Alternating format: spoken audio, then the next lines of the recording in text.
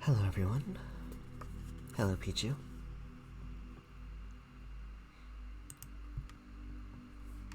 Was there not a transition for that? I don't know if there was a transition for that. I don't think there was. But, hello. I'm gonna turn this down a little bit more. If the desktop audio is too loud, please just let me know. But for right now, hello. I hope all of you are well today. And if you haven't been able to tell already, we're going to continue a little bit of some RWBY Roman Holiday. I have the book right here. I forget what chapter we left off on. Okay, we're currently on chapter 10. Which I believe is a Roman chapter. So, this is going to be a relatively short stream today. But I did want to do a little bit of it before before the night's end, and perhaps maybe I can help someone fall asleep. So you never know, perhaps I can help you. But for right now, why don't we get started? Don't you think?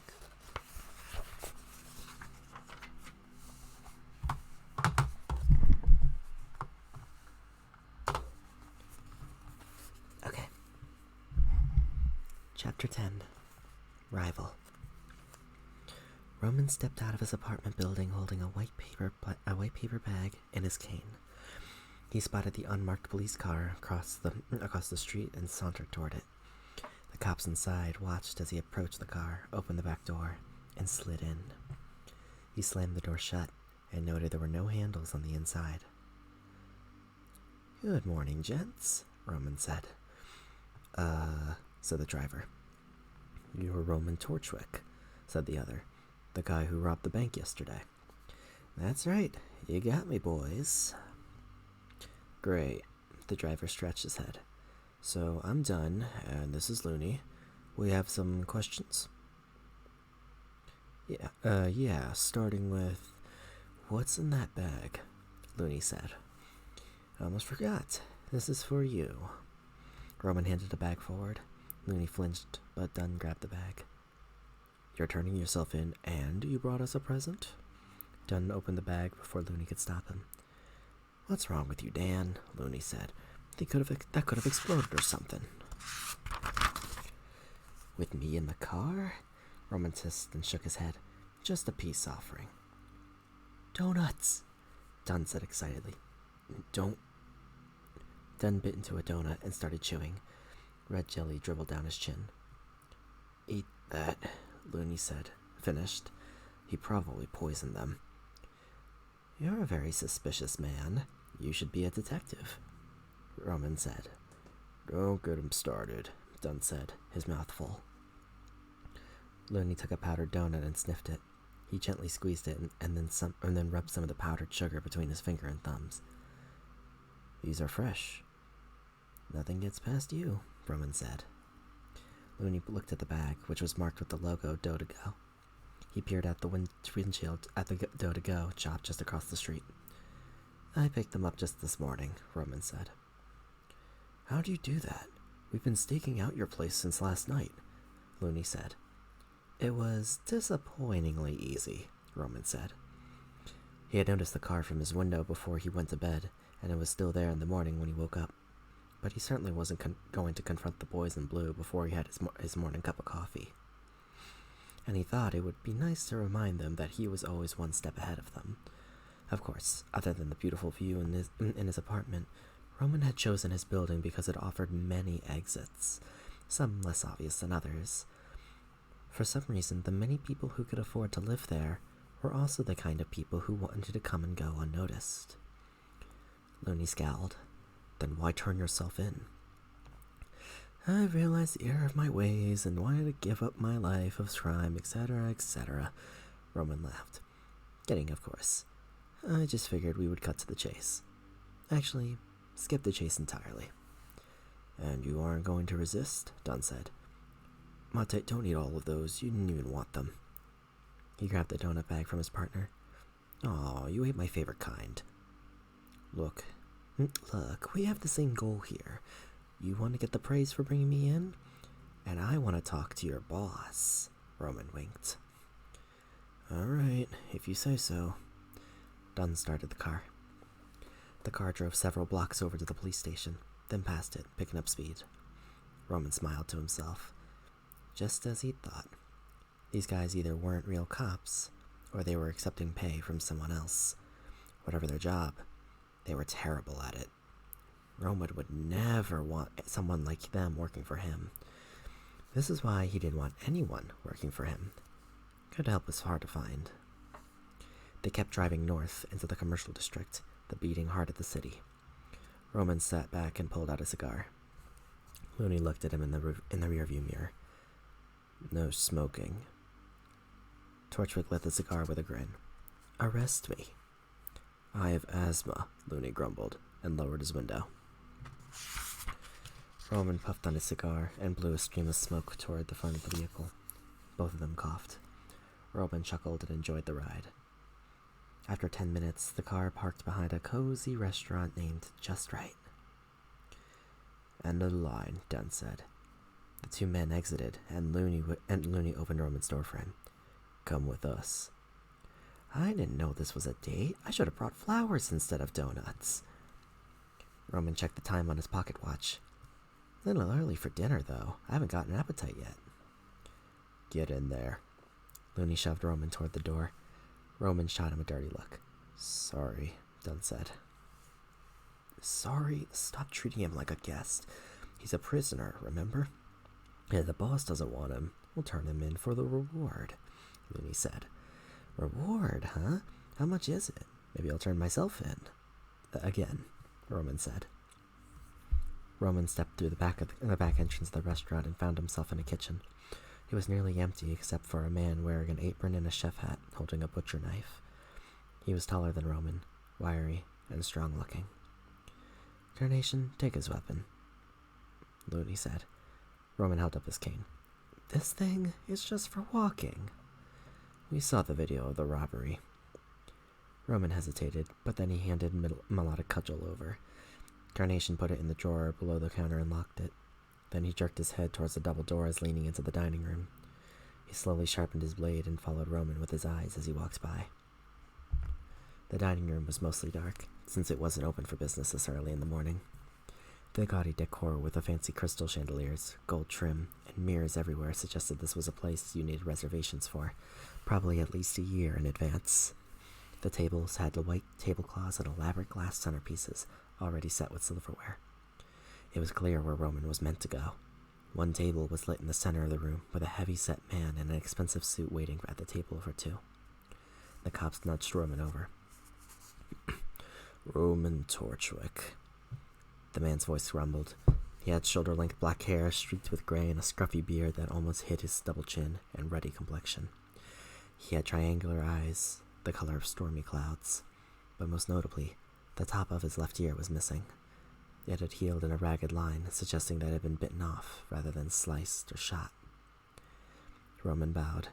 "And you must be He Xiong." Xiong looked disapprovingly at the two cops. "We didn't tell him anything, sir," Dunn said. "You're new here, but you already know my name." Roman sat across from him and kicked his feet up on the table. "Of course I recognize you. You're the head of the Xiong crime family. I was hoping to meet you. I figured my stunt yesterday would get the attention of the biggest crime boss in Vale." "That it did." Xiong slapped Roman's feet off the table. The gesture was careless, but he packed a lot of strength in that meaty hand of his. Roman lurched up and sat straight in his seat. "Show some respect," Looney said. Xiong held up a hand. "I've dealt with people like you before, Torchwick. You like to put up on a big act, pretend like you know everything, have it all worked out. But you're just making it up as you go along, going through life scared. Someone will figure it out." Roman forced himself to keep smiling. "That's fascinating. You charge by the hour for this service, because if we're going to keep talking like this, I'll need to rob another bank." Xiong laughed once, a loud barking sound that grated on Roman's ears. "We have a funny guy here, some kind of clown." He held up a hand and gestured towards the kitchen. Roman avoided turning around as the doors opened and solid footsteps approached, but he was ready for anything. His hands tightened into fists. The chef stepped up to the table and dropped two heavy bowls in front of them. Roman looked distastefully at the gray slop in his bowl. "Oatmeal, the best way to start the day. I've had oatmeal for breakfast for over 30 years. Xiong picked up a heaping spoonful of it and shoveled it into his mouth. A glob of it rolled down his beard. Roman tried to stir the muck in his bowl, but it was like trying to mix setting cement. The chef eyed him and shifted his grip on the butcher knife in his right hand. Roman tasted a small spoonful of the oatmeal. It tasted like mud. He swallowed it and smiled. "Delicious, hearty." "I brought you here to ask your intentions in Vale. What are you doing on my turf?" "It isn't just your turf anymore," Roman sniffed. "I'm taking over." How? Robbing banks? You'll never get away with another job like that. You got lucky, Torchwick. They didn't see you coming, and then those buffoons got in the way and made an even bigger mess than you did. You can't just waltz in here and start breaking the law. There's a protocol. We do things a certain way. I don't know what it's like wherever you come from. Where'd you come from anyway? Mistral, Roman said. Zhang tossed down his spoon. That explains it. I think you'll find we're a little more refined here. We aren't just crime bosses, we're businessmen. I already have an arrangement with the banks. You rob them, and you rob me. Zhang took another bite of his food and chewed it slowly. He swallowed and pointed his drippy spoon at Roman, jabbing it toward him to punctuate each word. No one robs me. Roman put down a spoon. I consider myself a businessman too. Zhang shook his head. You aren't getting it. Your business is my business now. If you want to stay in Vale, you work for me. Roman considered the crime boss across from him. He wasn't too impressed. He'd expect someone on the level of little Miss Malachite, but Zhang wasn't anywhere in the same league with her. He was just a guy who relied on his reputation to do all the work for him. Roman leaned back in his seat. Here is my counteroffer. How about you work for me from now on?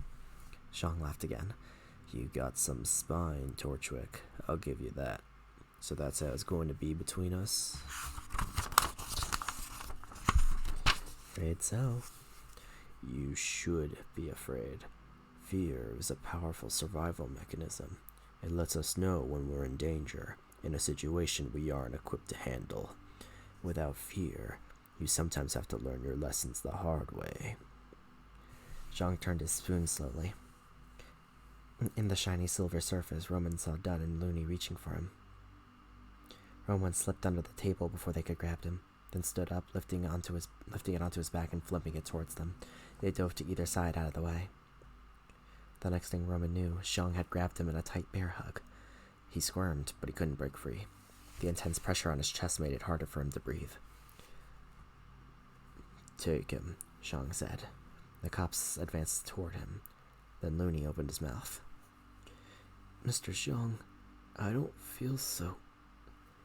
His eyes rolled up into his head, and he collapsed. What happened to him? Zhang asked. The donuts, Dunn said. You did poison them. Of course I did, Roman said. Dunn collapsed onto his partner.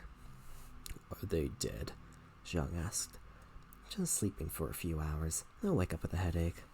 Unless I mix up the powders again, I really should label them. Carnation, you're up. Zhang shoved Roman away. He staggered and caught himself on one knee, trying to catch his breath. His arms and chest ached.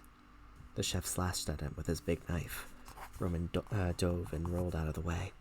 As he came up, he swept his leg out, and the chef went down, still holding onto his knife. Roman popped back up and walked around the chef. The man brandished his knife. He lunged at Roman several times. Roman jumped back as the knife cut across his chest. His aura protected him from a deadly cut, but his shirt and jacket didn't fare so well. I'll send you the dry cleaning bill. Roman peeled off his shredded jacket. Better yet, I'll rob the dry cleaners. Roman twisted up his jacket and swung it towards Carnation. The chef swiped at him, and Roman managed to get the blade caught in his jacket. He tore it away from the man. He flew from the room and disappeared behind a table. Roman threw his jacket aside. That's better. Now we'll settle this with our fists. He rolled up his left sleeve, and then his right. He began hopping around Carnation, and was just about to throw a right hook when Zhang shouted, "Stop!" Roman froze. He and Carnation exchanged a confused glance and turned to look at Zhang. Why didn't you tell me that you were sent here by little Miss Malachite? Zhang said. Roman raised an eyebrow. Pardon? She's renegading on the deal, is that it? Trying to horn in on my territory. We had an agreement. We operate only in our own kingdoms. There's plenty to go around that way. And now this... He gestured at Roman. one of her little spiders crawls into my house. I don't work for Little Miss, Roman said, his voice hard. Zhang grabbed his right wrist and held on tight. Roman pulled, but he couldn't break free of his vice-like grip. This says otherwise. Zhang pointed at the small spider tattoo on Roman's forearm. I used to work for Little Miss, Roman said. But I decided it was time to start my own criminal empire. That's nonsense. Isn't that nonsense, Carnation? Spiders are for life, sir, Carnation said. Meaning you're lying and you work for her, or... Zhang lifted Roman up by his wrist. You ran away, in which case Little Miss is probably looking for you. There's a third option, Roman said. What's that? You're a moron. Roman grabbed onto Xiang's arm with his free hand and pulled himself up to kick the man in the face. Xiang bellowed, but he didn't drop Roman. You little punk. He held Roman up to his eye level. Roman's wrist was starting to hurt, and he couldn't feel his hand anymore. But he was happy to see that his heel had left a red imprint on Xiang's thick forehead. When you see Malachite, give her a message. I know she's been running operations here in Vale, expanding her web throughout Remnant. A museum here, a shipping company there. That's fine. I can look the other way. But make no mistake, the city is mine. I ran out the other syndicates, and I'm the only game in town. Hear me? If she's planning another stunt like her performance yesterday, if she starts interfering in my business, there'll be a reckoning. We don't need that kind of attention, am I right? And in one day, you've got criminals on the Huntsman radar. You've got the cops all riled up. That's not good. And I don't think she wants to go war with me on top of all the other crime bosses in Mistral. That's just going to make it harder on all of us. He dropped Roman. Roman managed to catch his balance before falling and shook his right hand to get feeling back into it. If she wants to negotiate a new deal or give me a bigger cut, let's talk about it like civilized people, face to face. Zhang squished Roman's cheeks with one hand and shook his head from side to side. I hope you enjoyed your visit to Vale. Now get out of here. Carnation escorted him out of the restaurant back the way he'd come. On the way, he handed Roman his weapon. You like working for Zhang? Roman asked him. It's better than not working for him, Carnation said, if you enjoy breathing. Roman stepped out into the parking lot and the door slammed behind him. He sat on a step, lit a cigar, then massaged his sore wrist. It still showed a red impression of Zhang's hand. Roman rubbed at the spider tattoo. He didn't work for Little Miss anymore, and he would never work for Zhang. But it seemed he needed a new plan if he wanted to carve a place for himself in Vale, something that wouldn't encroach on anyone else's territory. But first, he needed a new jacket, and he needed to get rid of this tattoo. Fortunately, he was on the right part of town. He made his way back to the strip and looked for the seediest tattoo parlor he could find.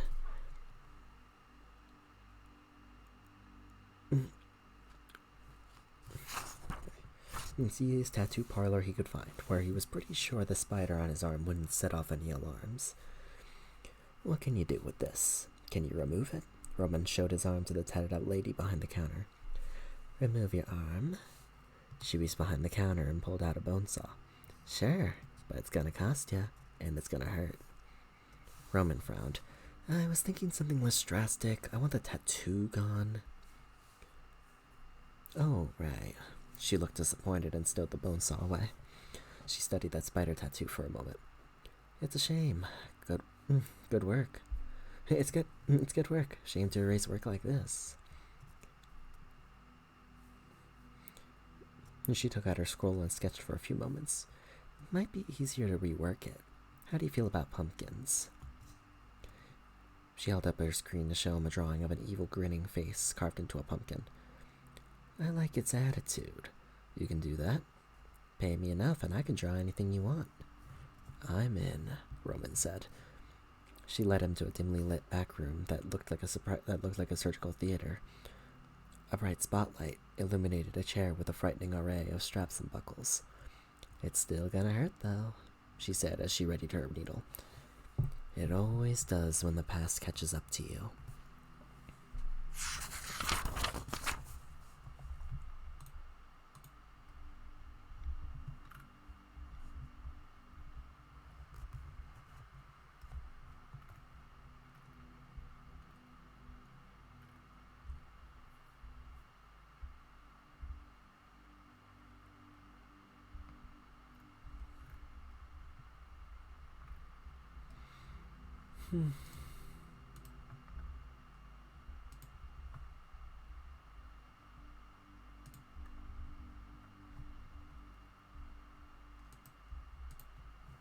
Okay, why don't we begin chapter 11?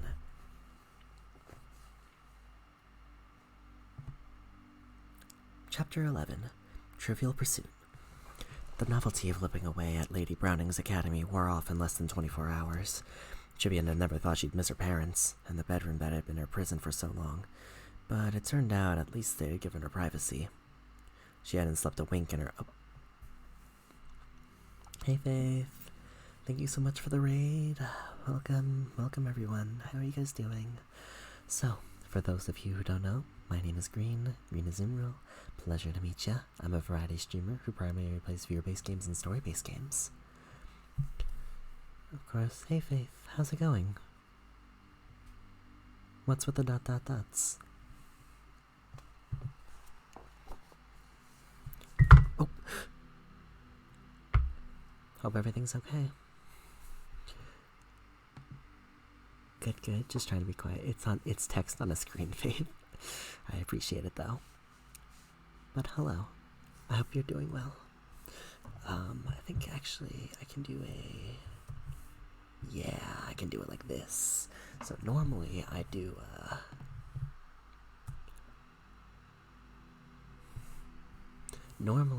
shoutouts a different way, but this is how I can do it in ASMR. But yeah, I hope your stream was okay. And, if you would like some assistance in resting, perhaps a bedtime story can help you. You have a wonderful night. I'm gonna go rest. Alright, well, Faith, I appreciate the raid. If I can perhaps help you at all with this, then perhaps I can help. We're actually just about to begin chapter 11. Trivial Pursuit. Love you too. The novelty of living away at Lady Browning's academy wore off in less than 24 hours. Trivia had never thought she'd miss her parents, and the bedroom that had been her prison for so long, but it turned out they'd at least given her privacy. She hadn't slept a wink in her lumpy single bed in a room with 19 other teenage girls, snoring and muttering in their sleep. Someone had been crying for over an hour, and Trivia had been about to find them and smother them with a pillow when they finally shut up and dozed off. The same 20 girls had to share a bathroom that seemed to have been designed to cause daily arguments. There was only one large mirror over the sinks, which everyone crowded around in the morning. There were only 3 stalls. In the row of 6 showers, apparently only one provided hot water at any given time. 4 offered lukewarm water, and one unlucky girl had a cold shower. Today, that girl was Trivia. Breakfast was bland eggs and dry toast in a bland cafeteria with dozens of bland students. Despite Lady Beat's glorification of girls being seen, but not heard, the students at the school were anything but quiet. Trivia had never heard so much noise in her entire life. At first, she stood uncertainly with her food tray, looking around the room for a welcoming group or a friendly face who might gesture for her to join them. But no one did. Each time she moved to take an empty seat, she was told, "Oh, we're saving that." The other girls ignored her like she wasn't even there, until she eventually found an empty table and sat by herself. Then she became the center of attention, as people snuck looks at her, their expressions an array of amusement, malice, and pity. Somehow Trivia always ended up alone, even in a crowd. Granted, she wasn't much of a conversationalist, but she was a great listener, so she listened. She forced down the tasteless food while really feasting on gossip about her schoolmates. She heard about how Rox still slept with her stuffed cat and wet her bed every night, and how Celeste had an older boyfriend at Obscuro Combat School. Laurel was the girl who cried herself to sleep every night, and Trivia wasn't the only one who hated her. Veronica was the spoiled daughter of a Vale City Councilwoman who had been sent to the school after stealing and trashing her mother's boyfriend's car. There was a lot to unpack there. Aaron and Mauve were supposedly a thing. Again, yay. The third time they had broken up and gotten back together this month. They were so romantic and cute together, but would they ever last? Trivia rolled her eyes. Of course, the other girls also talked about Trivia, some of them loudly enough that she couldn't help but hear them. They all wondered who she was and what she had done. One girl somehow did recognize her as Vanille and said she'd heard their mansion had burned down the night before and her parents were dead. Trivia smiled at the thought, setting off another flurry of wild speculation. Someone said Trivia never spoke, and the girls at her table wondered why that was, with increasingly outlandish theories. Another girl claimed that Trivia had lived in her parents' attic, and she was only sent to the school when the police found out, which admittedly had some truth to it. Others criticized every aspect of Trivia's appearance, especially her height and her mismatched eyes. Trivia made note of everyone who said something meant to hurt her. But when you grew up listening to your parents saying cruel things about you, even to your face, comments from strangers lost their sting. She didn't know most of these people yet, and she certainly didn't care about what any of them thought of her. But what she had overheard might be useful one day. Mostly, it was interesting for her to study other people. Since the fire, when Neapolitan had disappeared and begun asserting herself more directly, Trivia had become more observant of people's motivations.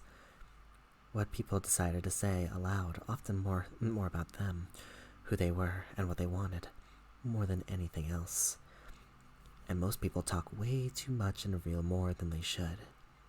Keep talking, Trivia thought, chewing her food. Tell me all of your secrets.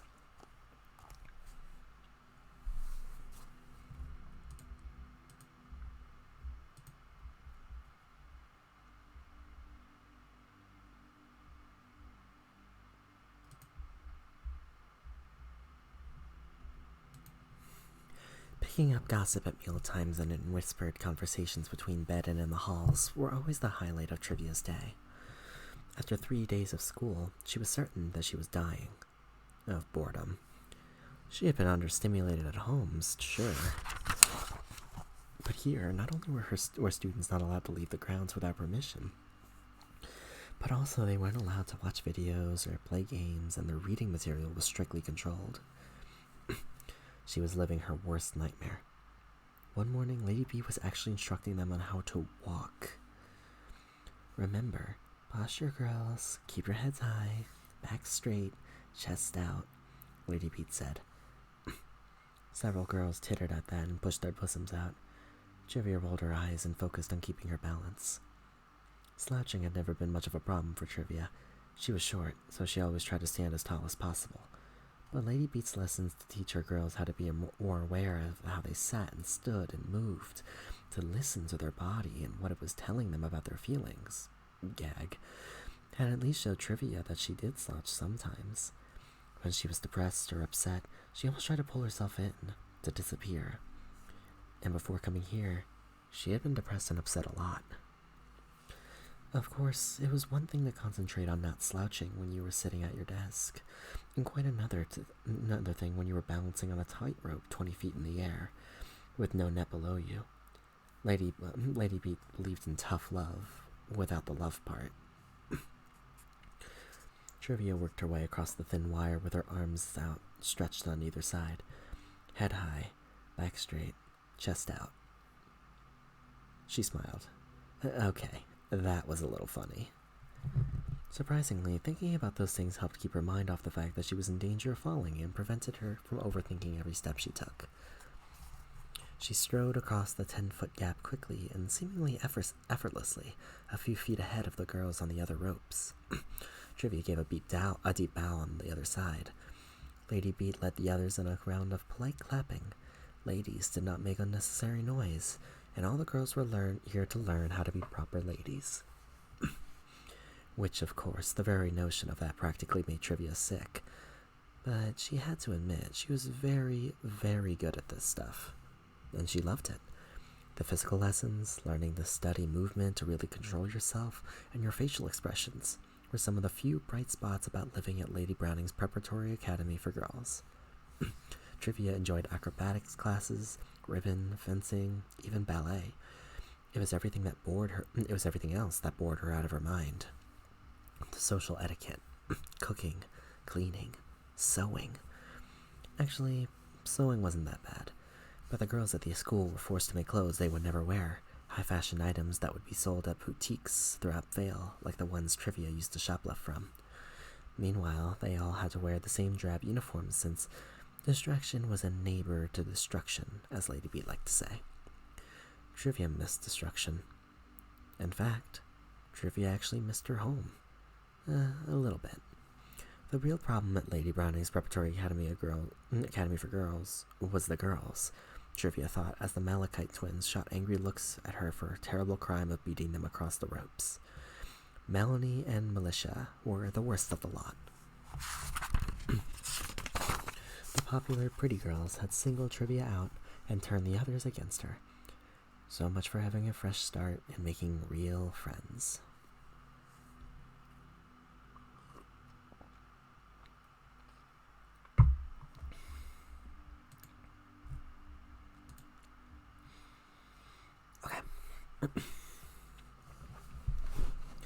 One day, 3 months after Trivia had arrived, Melanie and Militia took things too far. Trivia woke up late and discovered she was alone in the dormitory. All the others had snuck out quietly before the alarm went off and switched off the alarm so she would oversleep. And her uniform was missing, so Trivia had the choice of missing class or showing up late in her pajamas like a bad dream. But she had a third option. Trivia simply used her semblance to mask her pajamas and appear in the Lady Beat-approved short dark blue colored jacket, white blouse, pleated calf-length skirt, and boots. She paid attention when she walked into origami class, really, to see who was surprised the most, and then she'd follow Melanie and Militia afterward to see where they had stowed her clothes in the maintenance closet. She listened outside the door. "I don't get it, Militia. Her clothes were right here when we left them, so where'd she get the other outfit?" "I don't know, Melanie, but I really don't like her already. Do you?" "As if." Trivia locked them in, because she didn't know what else to do, she went to Lady Beat. Big mistake. Lady Beat kept Trivia waiting outside her office before allowing her inside. Through the glass partitions, Trivia could see her working, talking to someone on her scroll and typing into her computer. She reminded Trivia a lot of her father. Lady Beat finally waved Trivia inside, and she sat across from her desk, an elegant antique like the ones that her family collected. Lady Beat smiled a perfect smile, which would have seemed genuine if Trivia had not known one of the classes at the school was called the Art of the Smile. The smile contained warmth that was meant to encourage feelings of camaraderie, but there was a hint of meanness behind it, and a sense that she was merely humoring the child. Trivia started typing on her scroll and swiveled the screen around to show it to Lady Beat. The smile cracked slightly. "Why don't you use the app?" Lady Beat said. "Not a question." Trivia managed to suppress a grimace. She pressed her thumb to the screen and the text pulsed. A mechanical female voice read the words aloud. "Melanie and Militia stole my uniform to make me look bad." Trivia hated that voice. It made everything she said sound stupid, and it just didn't sound like her. She didn't know how she would sound if she could talk, but it wouldn't be so flat. Trivia always imagined her voice would be musical, airy, and bright, like a flute. Hearing a computer substitute that sounded like those alphabet toys she had played with as a child was worse than keeping quiet. But Lady Beat had made it clear that if she had something to say, she needed to use the voice app. It wasn't reasonable for her to expect the others to read her words for her, or work to comprehend what she was trying to communicate. Her parents had coddled her to too long, Lady Beat told her privately after Carmel Vanille had left. But those days were over now. Lady Beat did not look surprised to hear Trivia's accusation. "Did the girls pull this on new students often?" And she looked Trivia over. I know about your semblance, Miss Vanille, and you know the rules. Trivia nodded. Say it. Trivia typed and pressed her thumb onto the scroll. Use of semblances is not allowed on school grounds. Why? Lady B asked. Not everyone has a semblance, and a lady must not make others feel inferior to her. And Lady B prodded. Semblances are a reflection of our true selves. Ladies do not reveal more than they need to. Very good. Now drop your illusion and go let Melanie and Militia out of the closet. Trivia released the illusion on her clothes. Lady B wrinkled her nose at the sight of her pink pajamas, the only thing Trivia owned. Aren't you going to punish them? Trivia asked. Again, the generated voice grated on her ears. Ladies don't tattle, Miss Vanille, and I am certain the Malachites have had ample opportunity to think over their actions, as I hope you will. Trivia's mouth dropped open. Part of learning to be a lady is learning how to interact with others and settle disputes on your own. As long as you follow my rules, anything goes. Lady Beat smiled again, but this smile was more chilling. But do try not to kill anyone. I don't like messy paperwork. Thank you, that's all. I'll see you in class. As soon as Trivia unlocked the closet door, it burst open, and Melanie and Militia stormed out. Melanie laughed. Look at her jammies, Militia. They're so twee. Militia frowned and studied Trivia. Where'd her other uniform go? Whatever. We've got to get to class, and she still has to change. Melanie smirked and sashayed away, her sister trailing behind her like a shadow. Trivia went to the closet and found her uniform on the floor, and on the sink, and on a few shelves, and inside of a bucket. The twins had torn it apart and scattered the pieces everywhere. Fortunately, the next class was sewing. Trivia was aware of the attention from her classmates as soon as she sauntered into class in her pajamas. The other girls whispered to each other, wondering why Lady Beat wasn't punishing her for being out of uniform, unaware that she was being punished.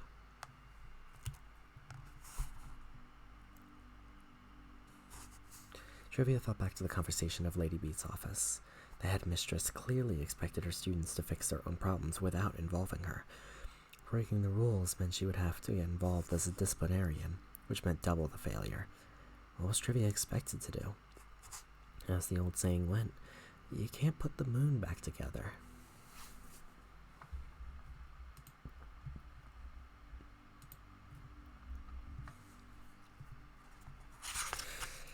At times, you had to destroy something to make something even better in its place. When Mama had shattered Neapolitan outside their burning house, Trivia finally understood that she had been broken all along. Losing her friend was Trivia's first step towards putting herself back together and embracing her true best self. There was only one thing she could do: pick up the pieces and use them to make something new. So she tuned out her classmates and Lady Beat's voice and began stitching the cut fabric together. Rather than focus on repairing the uniform, she decided to get creative and make a new outfit, the kind of thing Neapolitan would wear. It had to be bold, it had to be eye-catching, it had to provide freedom of movement. She shortened and hemmed the skirt, leaving cuts along the left and right seams for more mobility. She cut the sleeves of the jacket off the elbow and used the extra fabric salvaged from the skirt to lengthen the tailcoat. She deepened the necklace of the top and broadened the lapels. But she left the sleeves alone so they would extend beyond the jacket sleeves. Trivia hadn't been caught up in her own little world in a long while, since she was little and making paper dolls and paper clothing to mix and match, since she had used her semblance for the first time to create a butterfly with one pink wing, one brown, with white spots all over, then sent it out through her window and watched it flutter away until she lost sight of it and let it go. Finally, she was done. She attached the school pin to the lapel and looked up. She had been so absorbed in her work, in the act of destroying and creating, that it was now dark and she was the only one left in the classroom. Sewing class had ended hours ago, and no one had bothered to tell her. Or they weren't able to get her attention. She had missed dinner. Trivia tried on her new uniform in the bathroom in front of the floor-length mirror, enjoying having it all to herself for once. Arguably, she had perhaps done more damage to the uniform than the twins. There was about 30% less of it, but it was a much less formal affair now. It felt comfortable and modern, streamlined and smart. It felt more like her.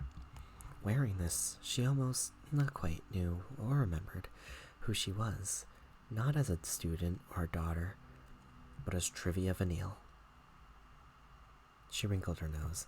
Her name still felt like a coat that didn't fit right. She would need to tailor that soon. She tilted her head and considered her reflection. Something was missing. Her hair shimmered as she flexed her semblance to change her hair pink. No, that's too much like the other girl. She combed her fingers through her hair on the right side, changing it back to brown so it matched the color of her right eye. She smiled. Yes, she thought. There you are. Finally seeing herself for the first time was like greeting an old friend, someone she had missed for a long time. She winked at her reflection, and the girl in the mirror winked back. Trivia exited the bathroom and headed back to the dorm, moving softly like her old game of tiptoe tag. It was already after lights out, and she didn't want to be caught, considering she had already had one run-in with Lady Beat today. She was surprised to hear whispered voices coming from down the corridor toward her. She shielded herself behind an illusion of potted fern just before Melanie and Militia Malachite turned the corner and came into view. She thought they had sounded familiar. Their outfits were definitely not up to the dress code. It's been so long since we've been to a club, Militia said. She was wearing a white sequined party top, white gloves, a black miniature skirt, and red laced-up boots. I know, I so hate it here. Melanie's matching top and gloves were red, but the same black miniskirt and white boots. I'm not sure which I hate more, this school or Vale. I'm sure it's this school and having to pretend. Melanie stopped suddenly. She stopped and she stared at the fern, masking Trivia. Hold up, was that plant always there? Who cares? Beat is always redecorating around here. Make it feel more like home. Melanie squinted. Then she shrugged and they continued walking down the hall. If she wanted it to feel more like home, she'd... And then they moved out of earshot. Trivia's research had only turned up one reference to the Malachite family of note. Little Miss Malachite, a crime boss in Mistral. But there had been no mention of her daughters, and why would a crime boss send her children to another kingdom for school to learn how to become proper ladies? Still, it could explain why they were so bossy and acted like they owned everything and everyone. She wanted to find out what Militia had been saying about pretending, so she dropped the illusion. A moving plant wouldn't fool anybody, and followed them quietly. She already noticed how it was much easier to move around in her new outfit. Just remember, this is a business, not pleasure, Militia said. I don't see why I can't be both. That's why the reminder.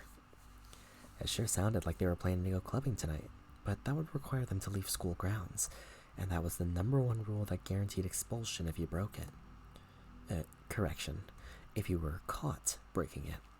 If she got evidence that they'd gone out, she could get them in trouble this time, maybe even get rid of them. Or it would be nice to have some evidence that she could hold over them. It was time for Trivia to shift from defense to offense. She continued trailing after them at a safe distance, her scroll set to silent mode, and recording. The twins went down to the basement level, a twisty maze of corridors, conduits, and machinery. It was dark and warm down there, some pipes dripping with water, others spewing blasts of steam.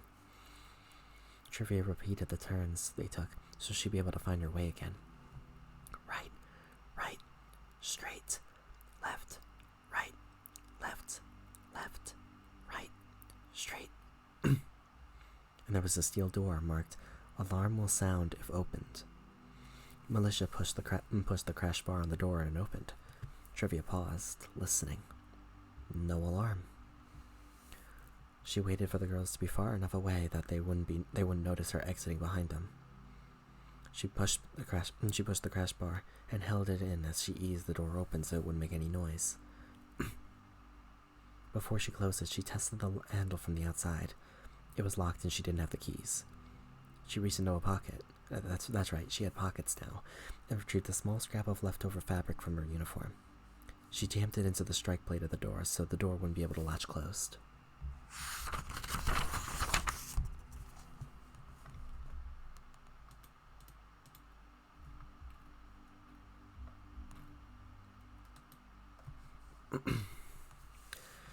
The secret exit had led her out into a garden behind the school in the shade of a willow tree. She made a note of the spot and hurried after the Malachites. As they went deeper into the city, she snapped some photos of them with her scroll. The fact that they were off school grounds were incriminating enough. Of course, she was too, but she could claim she was only following them, which she was. As an added precaution, Trivia employed her semblance to disguise herself as an elderly shopkeeper from a local bookshop. And it was a good thing, too. The twins stopped abruptly inside the entrance of a branch bank. Trivia continued walking past them, doing her best to look inconspicuous. She rounded the next corner and waited there for a moment, out of sight, before peeking back around to see where they had gone. They had crossed the street and were knocking on the door of a place called the Harmony Club. A narrow slot slid open, and Melanie started chatting with the person on the other side. No way they're getting in there, she thought. They were obviously too young for a nightclub. Her right eyebrow went way up when the door opened and Melanie and Militia disappeared inside. Trivia parked herself in the same doorway the Malachites had used and stepped back into the shadows, dropping her disguise. She had been practicing using her semblance when no one was around to notice, and it no longer took a conscious effort to maintain an illusion once it was established. While it was active, she was always aware of it, like an itch at the back of her mind that she couldn't scratch.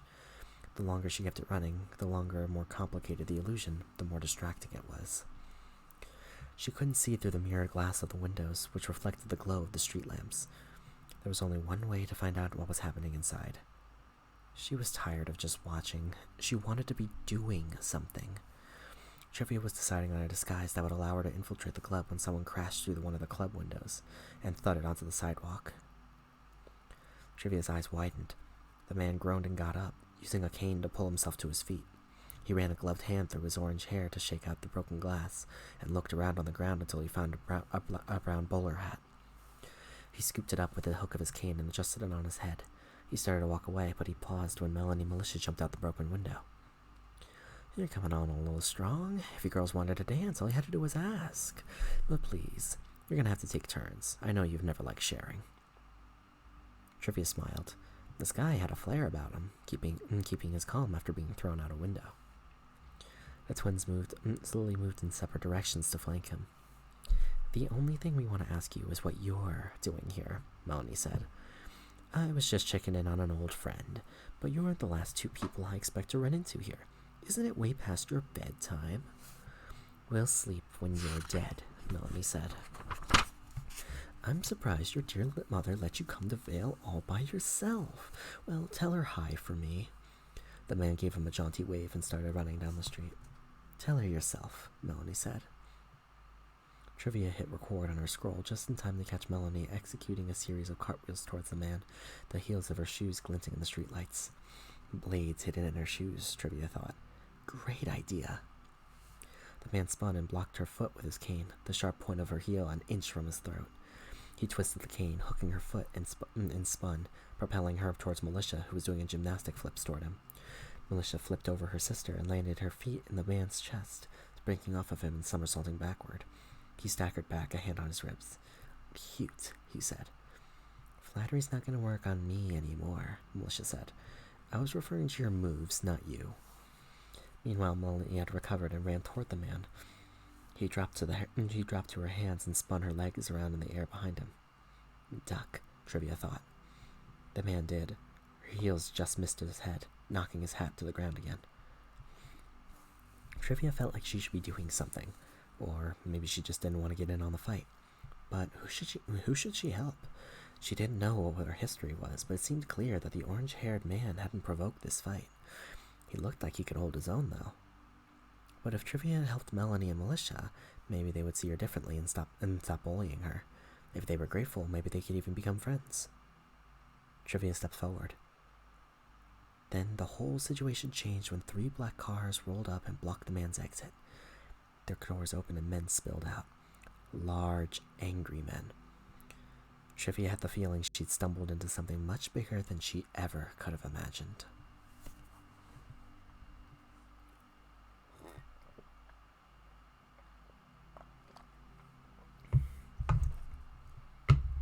Okay. One or two more chapters.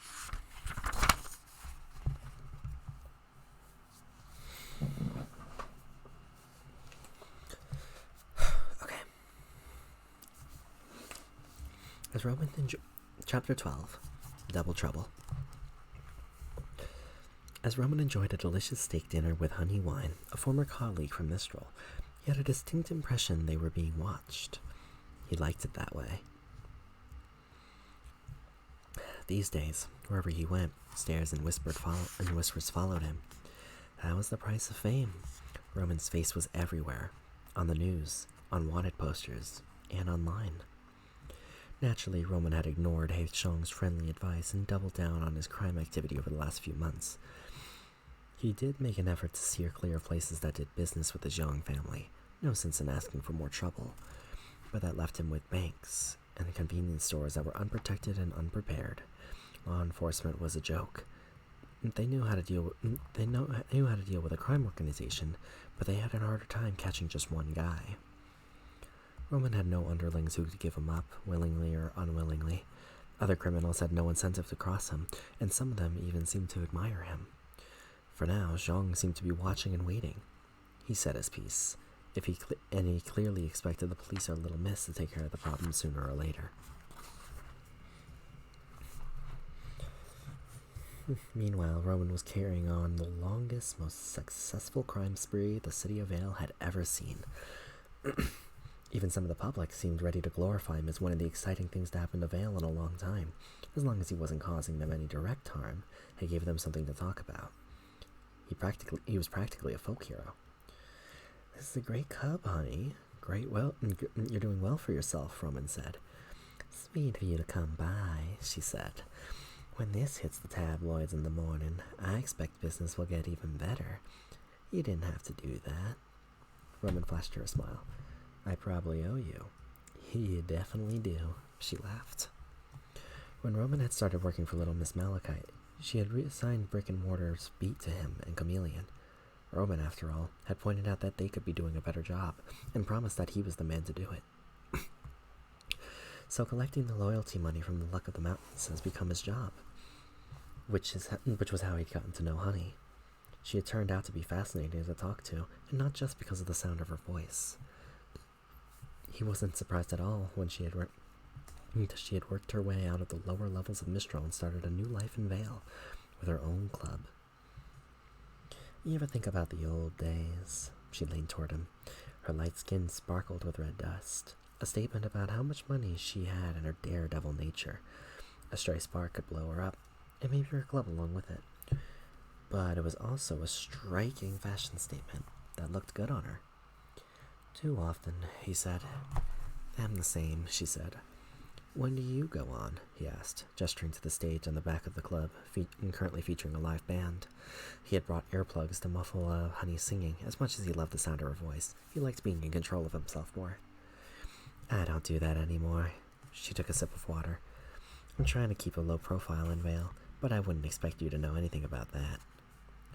Roman grinned. What are you doing, Roman? She asked. You sure drawing all this attention is smart. Every cop in the city is looking for you, and I know you've made plenty of enemies in the past. He spread his hands as to say, Come on, look who you're talking to. She folded her arms in front of her and lifted her eyebrows. It usually takes years to establish yourself as a crime boss. I'm just taking a shortcut, he said. Fake it till you make it. You know me too well. She nodded, her glittery cheeks glintingly distractingly. I do, which is why I'm wondering why you're really here. Like I said, I heard about this place, so I wanted to pay you a visit. We're friends, or so I thought. Her face visibly relaxed.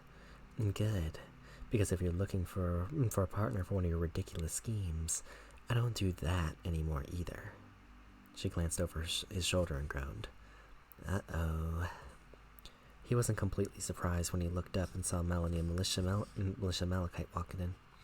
He'd known he would have to reckon with Little Miss sooner or later if he was going to seize control of the Veil crime world. He guessed it was going to be sooner. He stayed in his seat and kept eating and enjoying the live band while keeping an eye on the twins. He hadn't seen them in some time because Little Miss had sent them off to boarding school. He hadn't known where. He didn't think it was a coincidence that Xiong had noted more of a spider presence in Vale, and now here were Little Miss's own daughters. Something was up. The girl spoke with the hostess, and she pointed towards Roman. Melanie nodded, and they headed for his table. So their presence here tonight wasn't a coincidence either.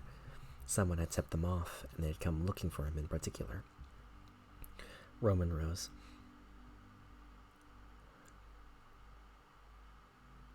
Roman rose. Ladies, fancy meat. Militia punched him in the nose. Roman staggered backward and brought his hand up to his face. Oh, you're here for him. Honey stood up. I've got to get back to work. You break anything, you pay for it. Nice seeing you, Roman. Good luck. Roman rubbed his nose. You shouldn't have done that, he told Militia. He's right, Mel. You should have done this. Melanie kicked the table and it flipped toward Roman's head. He ducked it and crashed behind him. His half-eaten steak landed at his feet. He picked up his cane and straightened up. They call me a crook, but what you just did to that prime rib is the real crime. At least the meal had been on the house. Around them, customers shouted and scrambled to safety. They had all seen what Roman Torchwick could do on the news, and they had just seen what Melanie and Militia could do. They were all spoiled by complacency here. In Vale, this was a disaster in the making. In Mistral, this was just a Tuesday. Roman hopped back as Militia took another swing at him, and another. She released a flurry of punches and kicks as he retreated, and leaned his body to miss the blows. You're clearly working out some issues. I wish I could help. Militia paused. That's better. Now let's talk about this, shall we? Wait, where was Melanie? He never saw where she had come from, but the next thing Roman knew, he was crashing through the window. He landed in the middle of the street. A car honked and veered around him. It took Roman a second to catch his breath. He pulled himself up with his cane and looked around for his hat, shaking the glass out of his hair. There. He hooked it with his cane, tapped the top, and put it back on. Well, time to go. He started to walk away until he saw the twins climb through the broken window. The Malachite twins did not mess around. They had a reputation to protect, and so did he. He didn't know if any of this was a personal vendetta, or if they were carrying out their mother's hit on him. You're coming on a little strong. If you girls wanted to dance, all you had to do was ask. But, please, you're gonna have to take turns. I know you've never liked sharing. Melanie and Militia moved apart to flank him, their movements perfectly synchronized. He had had to endure their dance recitals when they were little. He'd clapped for them at gymnastics competitions, and now they were trying to do a number on him. The only thing we want to ask is what you're doing here, Melanie said. I was just checking in on an old friend, but you're the last two people I'd expect to run into here. Isn't it way past your bedtime? We'll sleep when you're dead, Melanie said. I'm surprised your dear mother let you come to Vale all by yourself.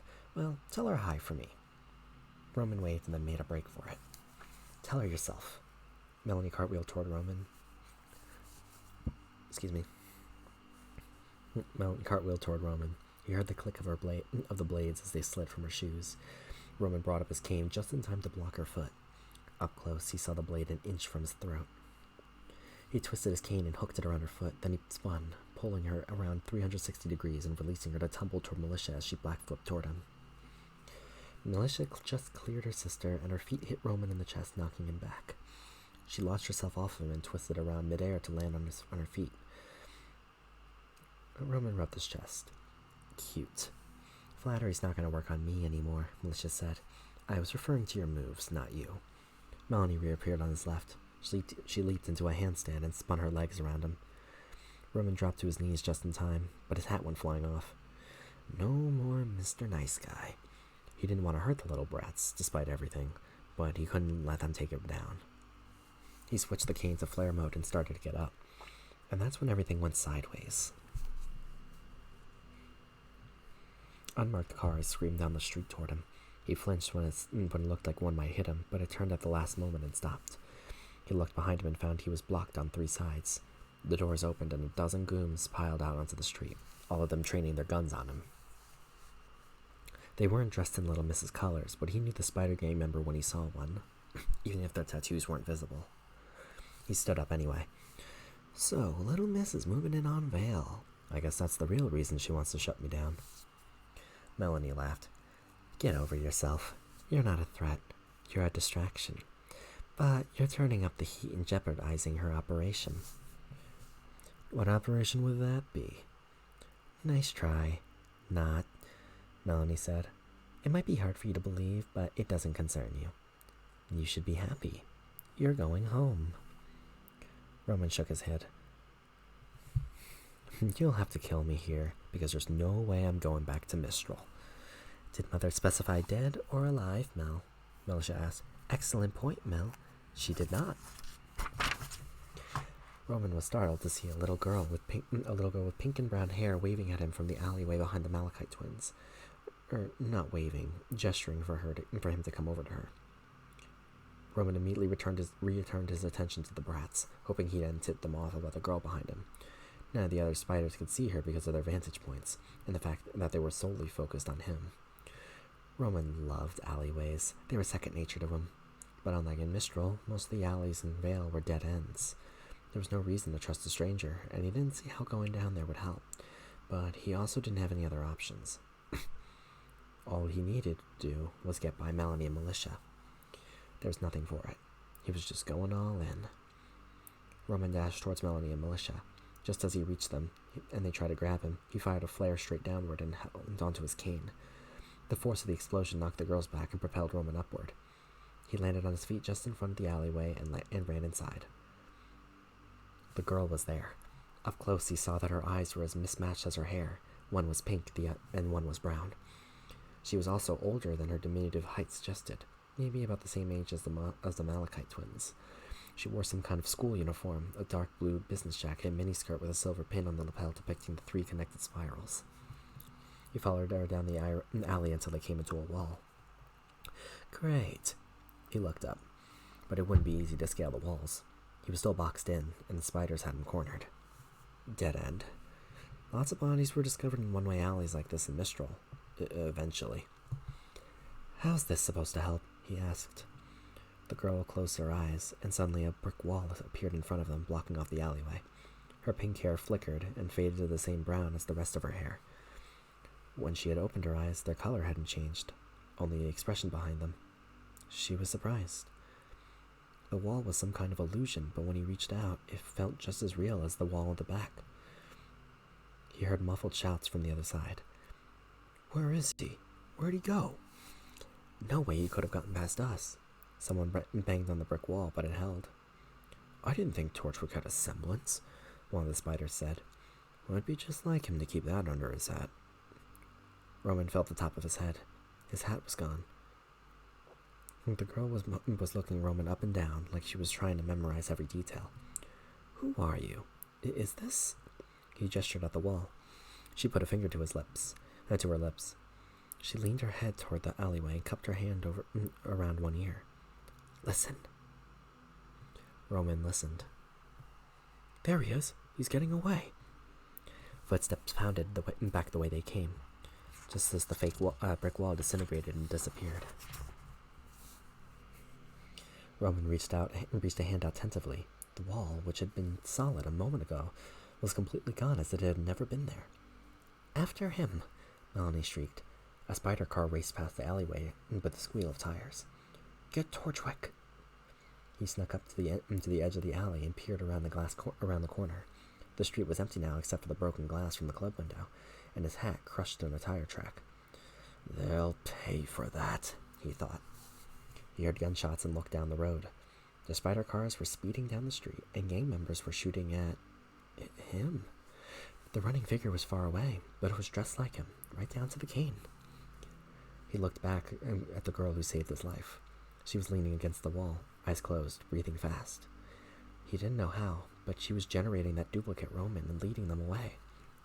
And it seemed like she wouldn't be able to keep up the deception forever. Her eyes flew open and she looked right at him. She looked tired and afraid. She made a shooing motion with her hand. "Run." Roman bowed to her and hurried away in the opposite direction.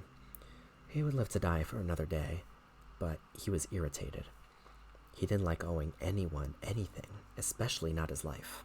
He had to find out the identity of the stranger who saved him, and he had an idea as to how to find her.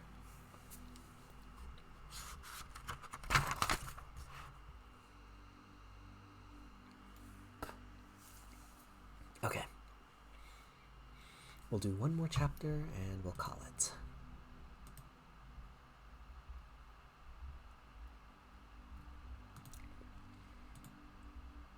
Okay.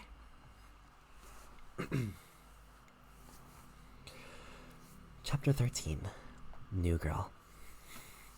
When Trivia woke up, she wasn't quite sure if she had only dreamed about the night before, or if it really happened. That was a really annoying thing to figure out. What's up, Victini? Oh, you changed your name. I see. Interesting.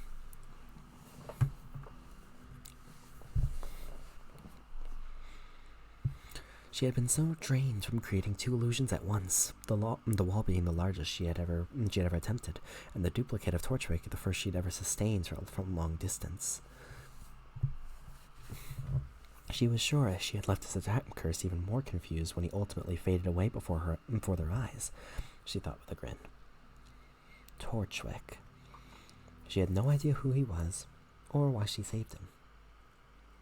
Maybe it was just because he had seemed so confident, arrogant even, despite being outmatched and outnumbered. Except for that one moment when he was down and doubt flickered over his face for just a split second, replaced immediately almost by determination. Fair bet he was planning to go down fighting. He was used to pretending and hiding his true self behind that hat and suit and ponytail. She knew what that was like. Trivia yawned and stretched and opened her eyes. For the first time in months, she wasn't dreading the day. Now that she knew the Malachite twins were up to something, she couldn't wait to find out their secret. She glanced at her alarm clock and jumped out of bed. I'm late. She was also still dressed in her uniform before she had snuck back in late and collapsed into bed. So she grabbed her bag and ran. She slowed down only when she reached the classroom so she could walk in calmly as though she had planned to be late.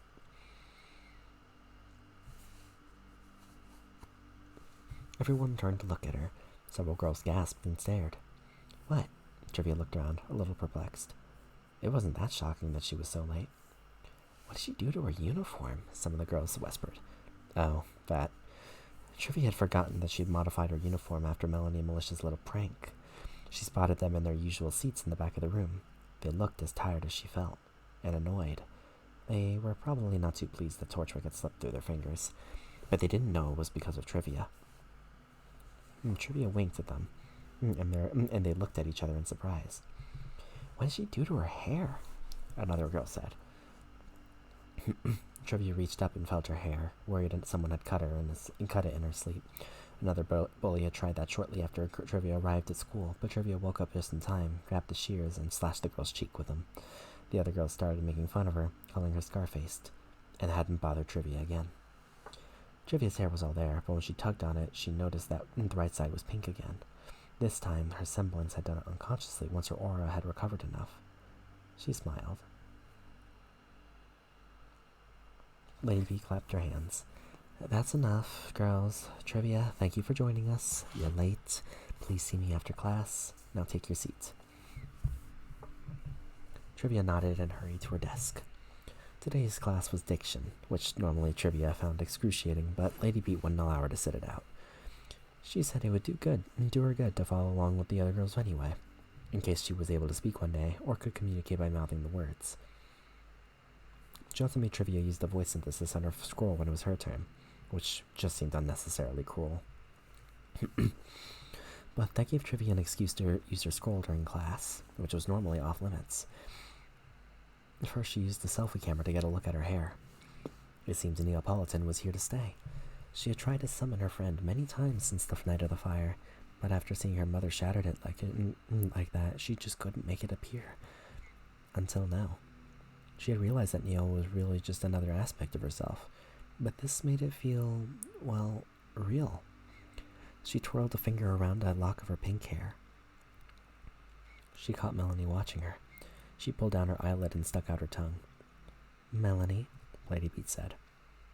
Melanie looked surprised, then she recited the text on her scroll. "The gruesome grim grew greedy, yet that greedy gruesome grim, Gregory go, the greedy gruesome grims gored Gregory, goodbye, Gregory, goodbye. The gory greedy grim gave a gruesome grin." There was, to put it lightly, a lot of competition for a Victini username that wasn't completely botched. I see. I mean, that makes sense. That honestly makes a lot of sense. I see that you were able to get it capitalized too. Trivia smiled and went back to her own scroll. She started looking up Torchwick. She hadn't expected to find much, but his picture showed up immediately along with a number of articles and video clips. Roman Torchwick. A bank robber?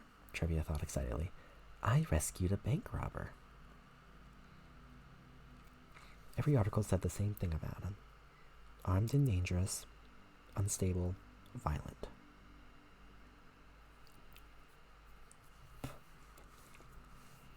Yeah, people have said worse about me, Trivia thought, but no one had seen him like that, no one had seen him like she had, afraid and vulnerable.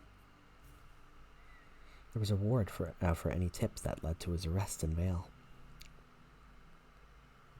There was also a bounty on his head in the kingdoms of Mistral, posted on all the huntsman job boards.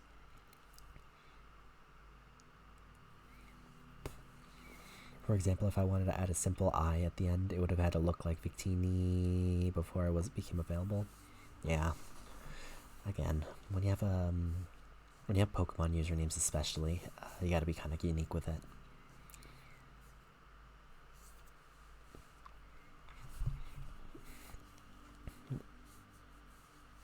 Trivia started a search for spiders and malachite when a shadow appeared over her screen, and Lady Beat said, "Trivia?" And Trivia quickly swiped away from her search engine, accidentally pressing play on her voice act. It blasted the last line she had typed. "Aren't you going to punish them?" She glanced at Melanie and Militia while giggles broke out. The twins narrowed their eyes at her. Lady B put her hand on Trivia's shoulder and squeezed. "After class," she reminded her. Trivia swallowed. Had Lady Beat seen Torchwick's picture on her screen? Trivia felt oddly embarrassed, but she didn't know why. He was currently public enemy number 1, so it would make sense for him to come across her news feeds. Only she preferred reading fiction to the news, which was why she had never heard of him before. If she had recognized Torchwick, would she have still saved him? Of course. It was enough that Melanie and Militia were interested in him, and that made Trivia interested in them. According to her search, their mother owned a tavern in Lower Mistral, but given the conversation from last night, she gathered that that wasn't the extent of their entrepreneurship. Torchwick had seemed surprised to find them in Vale. They knew each other, so the Malachite twin girls were probably criminals too. If they were in Vale, they were up to something, and she was willing to bet Lady Browning's preparatory academy for girls was somehow involved. At the end of class, Trivia waited for the rest of the students to file out, which they did very slowly because they all wanted to see what kind of trouble she was in. "Close the door and come here, Miss Vanille," Lady Beat said.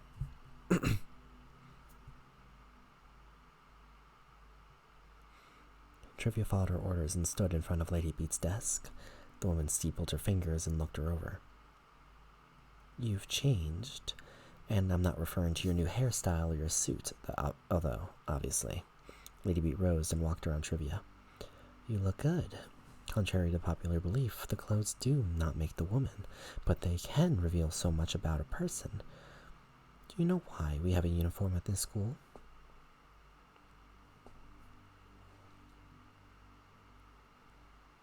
Trivia shook her head. "You say no, but your face says otherwise. Go on, you can type it if you must." Trivia typed out her answer. Before she could play aloud on her scroll, Lady Beat looked over her shoulder and read it aloud. "To discourage individualism." I can see why you would think that, but it's actually the opposite. The rules say you must wear the uniform, but nowhere does it say you cannot modify the uniform. Nor are there strict guidelines on how it should be worn, length, and so on. It's very rare for a student to get creative over her uniform. The last one who did so now has her own fashion label. Lady Beat smiled. But your design is better. She returned to her desk. Everyone wears the same outfit here to make it easier to see how they wear it. How comfortable are they in it? How do they maintain it? Can they still express themselves? Similarly, all students participate in the same classes here, so I can better evaluate their strengths and their weaknesses. Do you understand? Trivia frowned. Sort of. It sounded like it was all some kind of test, a control experiment. But she thought controlling them was the whole point. The school was supposed to change them, and you don't do that in an experiment. So you can fix us? Trivia typed. She held up her screen, her hand trembling slightly. Lady Beat read their screen. Tears came to her eyes. My dear, there's nothing to fix. You aren't broken. None of you are. Trivia drew in a breath. She suspected her parents' thought otherwise. It saddens me that you think that. I blame your parents. Trivia looked at her sharply. I blame society. Lady B gestured at the symbol on the wall behind her, the same with the gold pin she wore. No one ever asks what this means, why you wear it every day.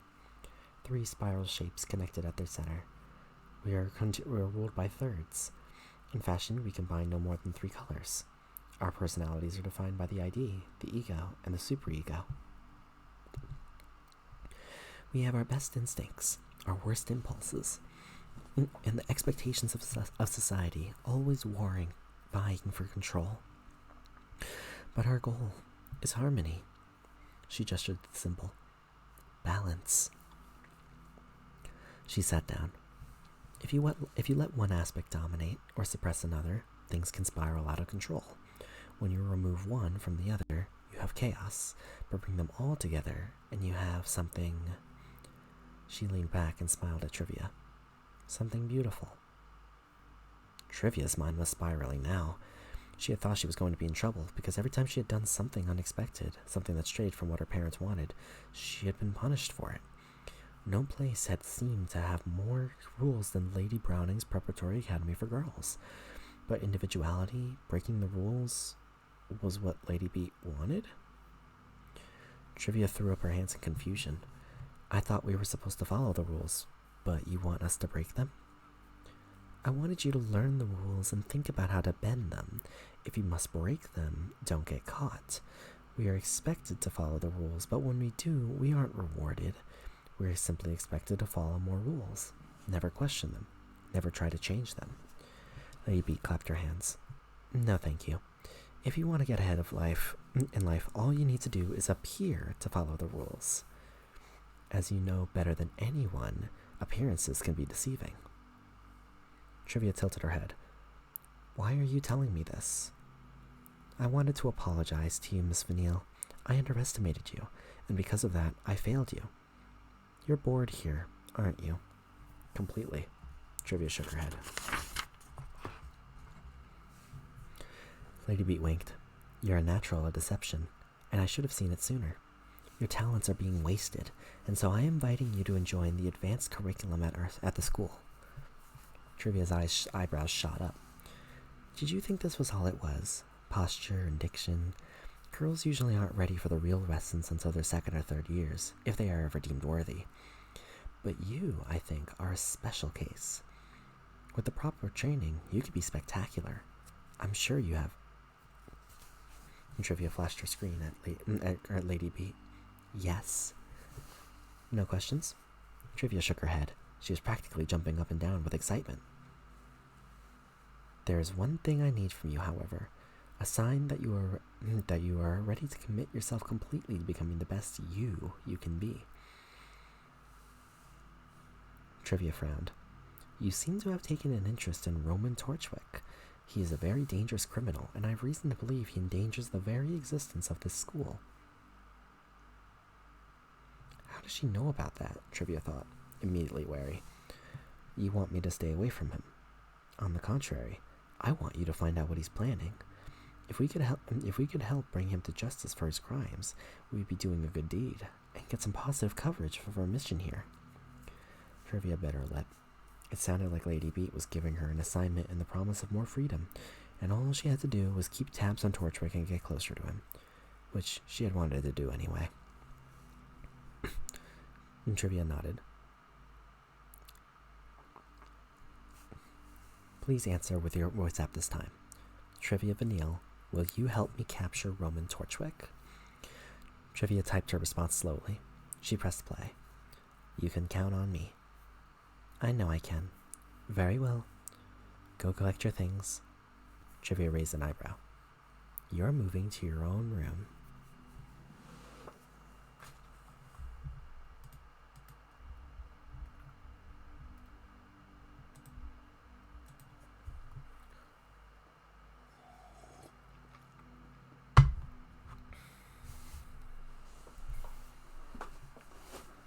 Okay.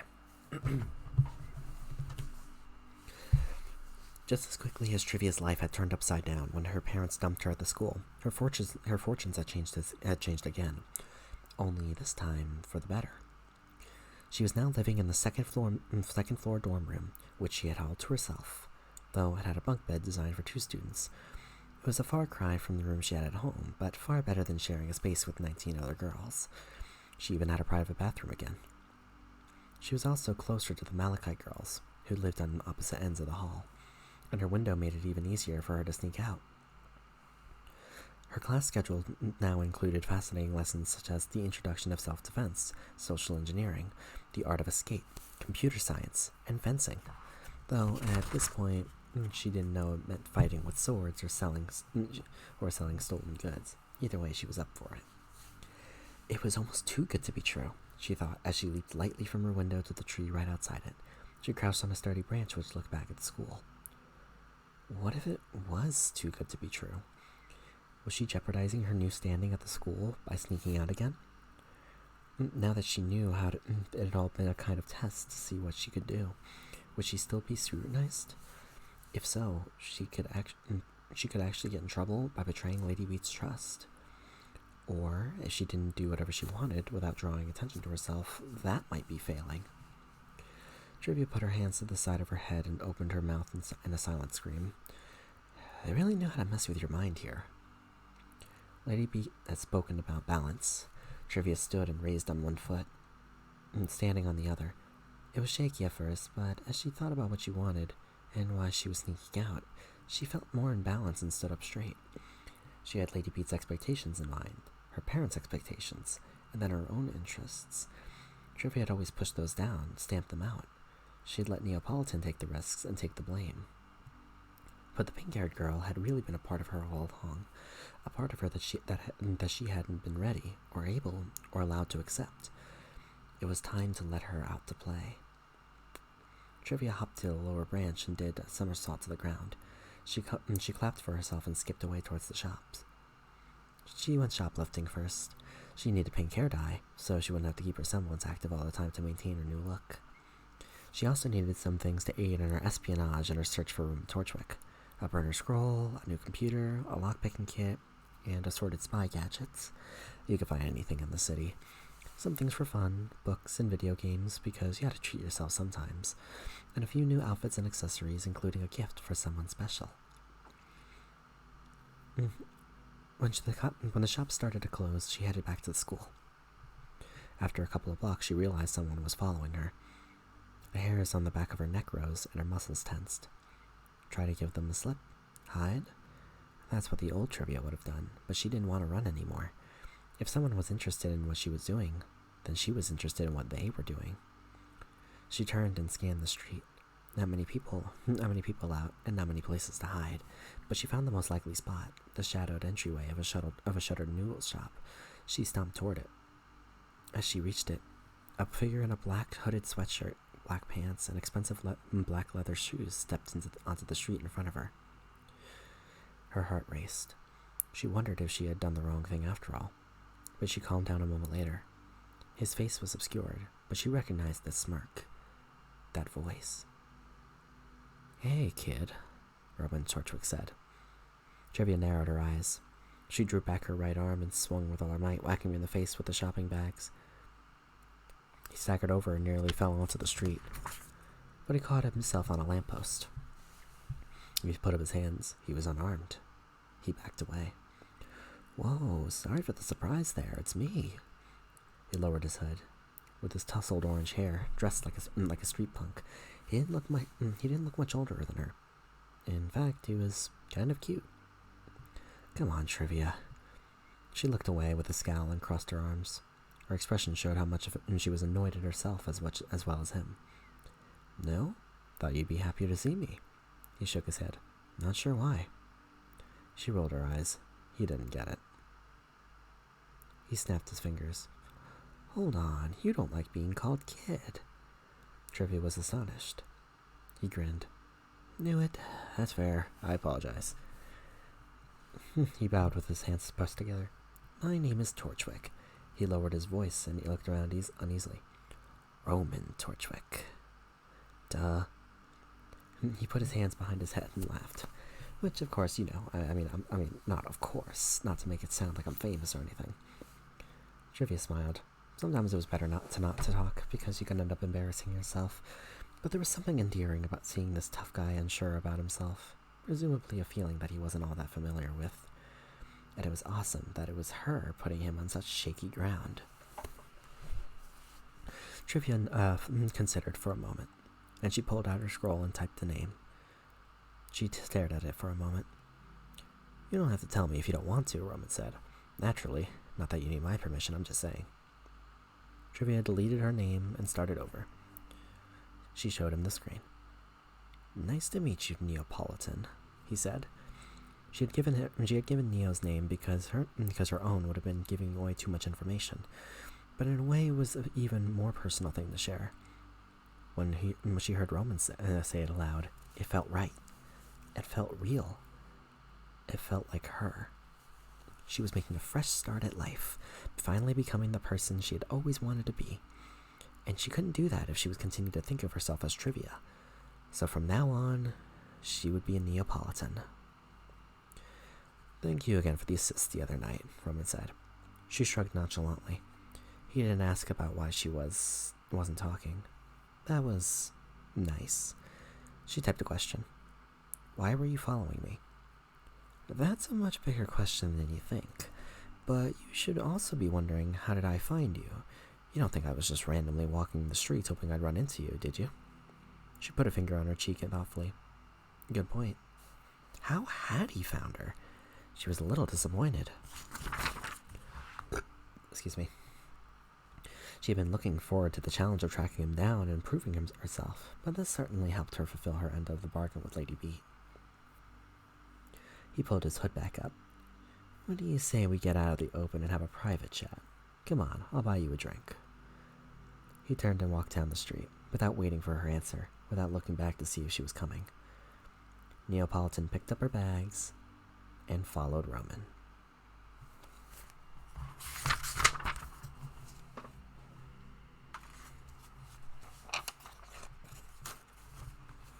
Okay, that is where I'm going to end it for tonight. We are currently now on chapter 14, so we've made some good progress. 4 chapters done. But yeah, obviously you guys know that I do not raid when it's an ASMR night.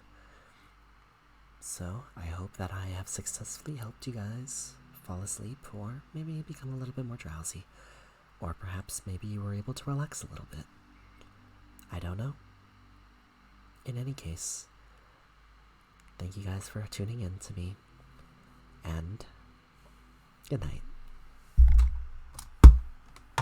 Sorry for I hit my mic. I apologize. But yeah, Reasonable here, and I will see y'all next time. Good night.